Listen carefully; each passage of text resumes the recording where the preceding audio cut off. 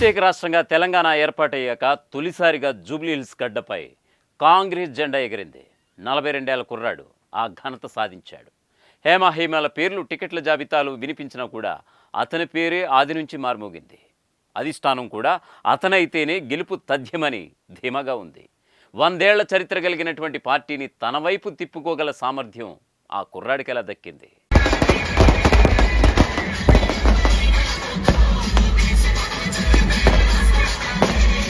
రెండుసార్లు అదే నియోజకవర్గంలో అతను ఓడినా కూడా టికెట్ ఇచ్చి మరీ అధికార కాంగ్రెస్ మన్ననలు ఎలా పొందగలిగాడు? ఇదంతా మిస్టరీ కాదు, అతని కెపాసిటీకి ఉన్నటువంటి హిస్టరీ. అతని పేరే నవీన్ యాదవ్. జూబ్లీహిల్స్ బైపోల్లో కాంగ్రెస్ నుంచి పోటీ చేసి నవీన్ యాదవ్ విక్టరీ కొట్టాడు. చాలా ఏళ్లుగా రాజకీయంగా పోరాటం చేస్తున్నటువంటి నవీన్ యాదవ్ తొలిసారిగా ఎమ్మెల్యేగా గెలిచి అసెంబ్లీ గడప తొక్కబోతున్నాడు. 9వ రౌండ్ వచ్చేసరికి నవీన్ యాదవ్ విజయం దాదాపుగా ఖరారైపోయింది. 24,658 ఓట్ల తేడాతో భారీ విక్టరీని తన ఖాతాలో వేసుకున్నాడు నవీన్ యాదవ్.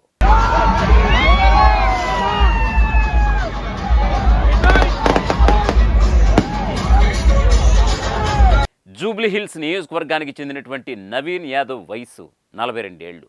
చిన్న శ్రీశైలం యాదవ్ కుమారుడు. ఆర్కిటెక్చర్ చదివినటువంటి నవీన్ యాదవ్ చాలా ఏళ్లుగా నియోజకవర్గాన్ని అంటిపెట్టుకుని తిరిగాడు. గతంలో ఎంఐఎంలో కూడా పనిచేశాడు. ఆ తర్వాత బయటకు వచ్చి చాలా ఏళ్లు సొంతంగా పలు సేవా కార్యక్రమాలు చేస్తూ వచ్చాడు. కాలక్రమేణా 2023 అసెంబ్లీ ఎన్నికల వేళ కాంగ్రెస్ పార్టీలో జాయిన్ అయ్యాడు నవీన్ యాదవ్. నవ యువ ఫౌండేషన్ స్థాపించినటువంటి నవీన్ యాదవ్ జూబ్లీహిల్స్ నియోజకవర్గంలో పలు సేవా కార్యక్రమాలు నిర్వహించడం ఆనవాయితీగా పెట్టుకున్నాడు. పైగా స్థానిక నేతగా మంచి పేరుంది కూడా. ఎమ్మెల్యేగా గెలవటమే లక్ష్యంగా పెట్టుకుని ఒక్కో అడుగు ముందుకేశాడు. ఇందుకోసం చాలా ఏళ్లుగా ప్రయత్నాలు చేసినప్పటికీ ఇన్నాళ్లకి అతని కల నెరవేరింది. మాగంటి గోపీనాథ్ మృతితో వచ్చినటువంటి ఉప ఎన్నికల్లో కాంగ్రెస్ నుంచి టికెట్ దక్కించుకుని తొలిసారిగా విజయాన్ని తన ఖాతాలో వేసుకున్నాడు.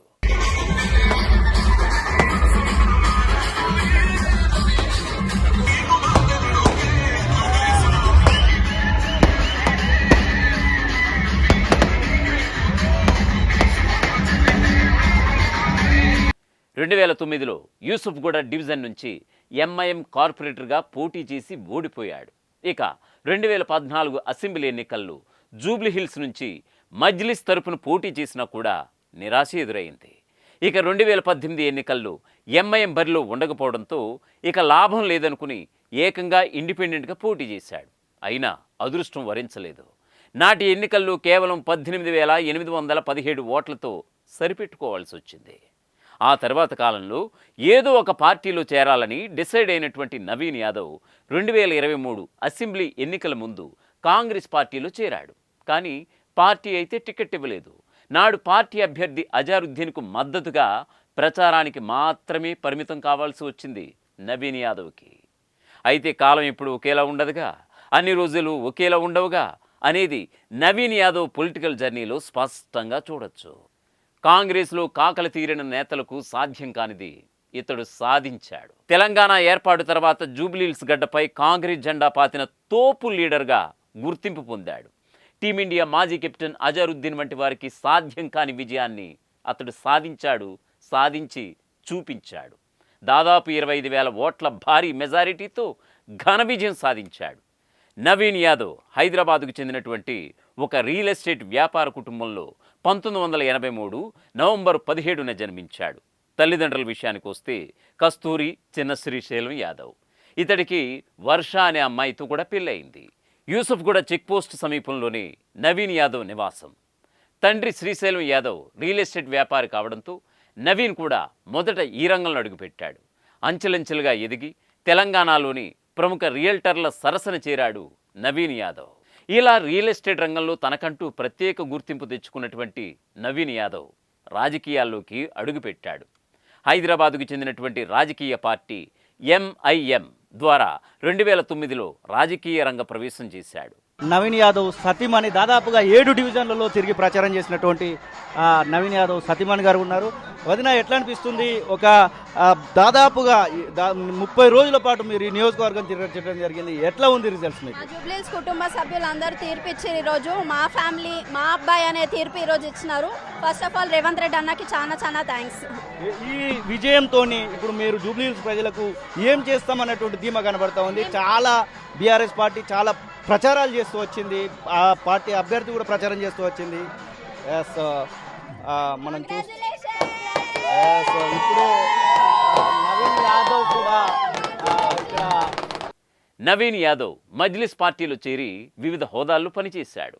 రియల్ ఎస్టేట్లో మాదిరి రాజకీయాల్లోనూ ప్రత్యేక గుర్తింపు తెచ్చుకున్నాడు. ఇలా పార్టీ పెద్దల కళ్ళల్లో పడ్డాడు. దీంతో తెలంగాణ రాష్ట్ర ఏర్పాటు తర్వాత జరిగినటువంటి మొదటి అసెంబ్లీ ఎన్నికల్లో జూబ్లీ హిల్స్ నుంచి నవీన్ను బరిలోకి దింపింది మజ్లిస్ పార్టీ. నాడు జరిగినటువంటి ఎన్నికల్లో టీడీపీ అభ్యర్థి మాగంటి గోపీనాథ్ చేతిలో ఓటమి చెందాడు నవీన్ యాదవ్. ఈ ఓటమితో నవీన్ యాదవ్ను పక్కన పెట్టింది ఎంఐఎం. 2018 అసెంబ్లీ ఎన్నికల్లో అతడికి మరో అవకాశం కూడా ఇవ్వలేదు. అయినా అతడు వెనక్కి తగ్గలేదు. ఎంఐఎంకు రాజీనామా చేసి మరీ ఇండిపెండెంట్ అభ్యర్థిగా బరిలోకి దిగాడు. ఏ పార్టీ మద్దతు లేకుండానే ఏకంగా 18,817 ఓట్లు సాధించి తన సత్తా ఏమిటో నాడే చూపించాడు.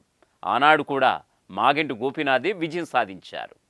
ఇక 2023 అసెంబ్లీ ఎన్నికల్లోనూ స్వతంత్ర అభ్యర్థిగానే పోటీకి సిద్ధమయ్యాడు నవీన్ యాదవ్. నామినేషన్ కూడా వేశాడు. కానీ కాంగ్రెస్ అభ్యర్థి మహమ్మద్ అజారుద్దీన్ అభ్యర్థన మేరకు నామినేషన్ వెనక్కి తీసుకుని కాంగ్రెస్లో చేరాడు. అప్పటి నుంచి కాంగ్రెస్ నాయకుడిగా జూబ్లీ హిల్స్ ప్రజలకు సేవలు అందిస్తూ వస్తున్నాడు. ఎమ్మెల్యే మాగంటి గోపీనాథ్ మరణంతో జూబ్లీ హిల్స్ అసెంబ్లీకి ఎన్నికలు అనివార్యమైపోయాయి. ఈ నేపథ్యంలో అజారుద్దీన్, మాజీ ఎంపీ అంజన్ కుమార్ యాదవ్ లాంటి హేమహైమీలను కాదని నవీన్ యాదవ్కు కాంగ్రెస్ ఉప ఎన్నికల్లో పోటీ చేసే అవకాశం కల్పించింది.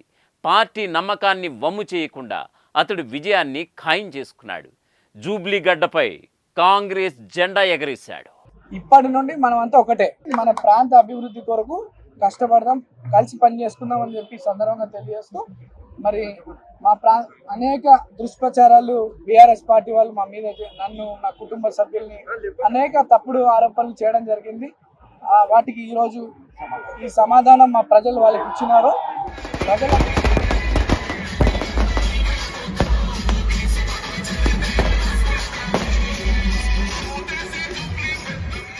అసలైన తొలి వెలుగు. ఫాలో వాట్సాప్ @తొలి వెలుగు official.